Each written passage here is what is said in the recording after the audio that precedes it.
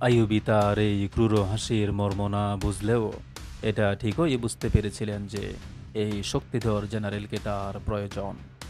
হুজুর অনেক দূর থেকে এসেছেন, খানিক বিশ্রাম করে নিন।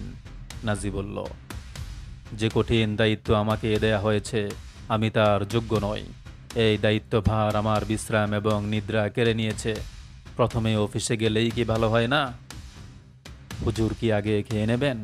বলল একজন অফিসার। একটু ভেবেই ওদের সাথে হাঁটা দিলেন আইয়ুবী। দু সারিতে দাঁড়িয়ে আছে সশস্ত্র গার্ড বাহিনী। ওদের হাতের অস্ত্র এবং পেশিবহুল বলিষ্ঠ দেখে তার চেহারায় হেসে উঠল আনন্দের দ্যুতি।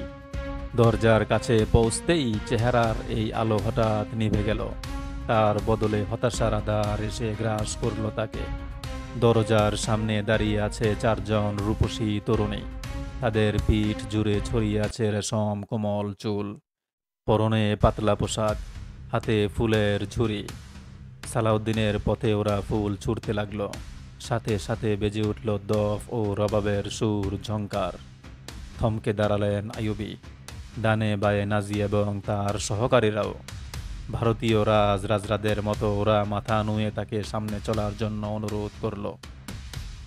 সালাউদ্দিন ফুল মানানোর জন্য আসেনি। গম গম করে উঠল আইয়ুবীর কণ্ঠ। ঠোঁটে শ্লেষের হাসি, যে হাসি দেখতে ওরা অভ্যস্ত নয়। হুজুর চাইলে আমরা আকাশের তারা এনে দিতে পারি, নাজি বলল। আমাকে খুশি করতে হলে একটা জিনিসই আমার পথে ছড়ানো যেতে পারে, খ্রিস্টানদের লাশ, মৃদু হেসে বললেন সালাউদ্দিন। ঠোঁটের হাসি মিলিয়ে গেল অফিসারের। মুহূর্তেই বদলে গেল সালাউদ্দিন আইয়ুবীর চেহারা। দুই চোখ থেকে ঠিকরে বেরোতে লাগলো আগুনের হলকা। বললেন, মুসলমানদের জীবন ফুল সজ্জা নয়। আপনারা কি জানেন না খ্রিস্টানরা মুসলিম বিশ্বকে ইঁদুরের মতো কেটে টুকরো টুকরো করে চলছে?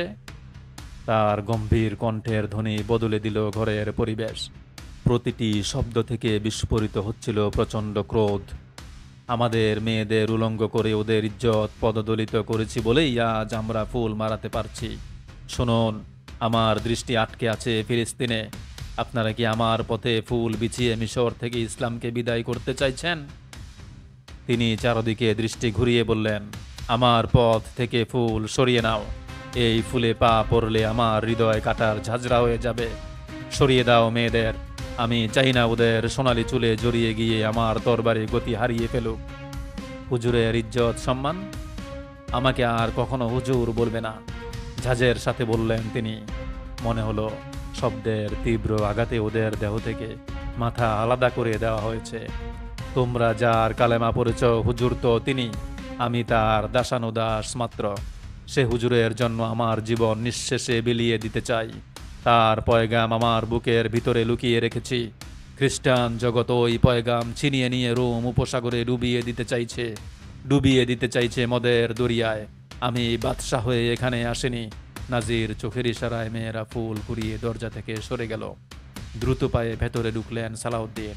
প্রশস্ত কক্ষ, ফুল দিয়ে সাজানো বিশাল টেবিল, টেবিলে নানা রকমের সুস্বাদু খাবার। খাবারে দৃষ্টি বুলিয়ে তিনি তাকালেন সহকারী সালারের দিকে। মিশরের সব মানুষ কি এমন খাবার খেতে পারে? না হুজুর, সহকারীর জবাব। গরিবরা তো এসব খাবার স্বপ্নেও দেখে না। তোমরা কোন সমাজের লোক যারা এমন খাবার স্বপ্নেও দেখে না? ওরা কি তোমাদের চেয়ে ভিন্ন কোনো জাতি? সকলেই নির্বাক। এখানে যত চাকর বাকর এবং ডিউটিরত সেপাহী রয়েছে সবাইকে ডেকে নিয়ে এসো, এই খাবার ওরা খাবে। সালাউদ্দিন আইয়ুবী একটা রুটির সাথে কয়েক টুকরো তরকারি তুলে তড়িঘড়ি করে খাওয়া শেষ করলেন। এরপরে নাজিকে নিয়ে হাঁটা দিলেন গভর্নর হাউসের দিকে। 2 ঘন্টা পর গভর্নর হাউস থেকে বেরিয়ে এলো নাজি। দ্রুত এগিয়ে গেল ঘোড়ার দিকে। এক লাফে ঘোড়ায় চড়ে দৃষ্টির আড়াল হয়ে গেল। রাত নেমেছে। নাজি খাস কামরায় কয়েকজন বিশ্বস্ত বন্ধুকে নিয়ে মদের আসর বসিয়েছে। নাজি বলল, যৌবনের তেজ কয়েকদিনের মধ্যেই ঠান্ডা করে দেব। কমবখ্ত কি বলে জানো? বলল, আবার প্রভুর শপথ, মুসলিম বিশ্ব থেকে খ্রিস্টানদেরকে বিতাড়িত করে তবে আমি বিশ্রাম নেব। সালাউদ্দিন আইয়ুবী, সহকারী সালারের কণ্ঠে তাচ্ছিল্যের সুর। ইসলামী রাষ্ট্রের দম ফুরিয়ে গেছে, সে এ খবরও জানে না। এখন তো সুদানিরা দেশ চালাবে। অন্য এক কমান্ডার প্রশ্ন করল, 50,000 ফৌজের সবাই সুদানি একথা তাকে বলেননি যে ওরা আপনার নির্দেশে খ্রিস্টানদের বিরুদ্ধে যুদ্ধ করবে না?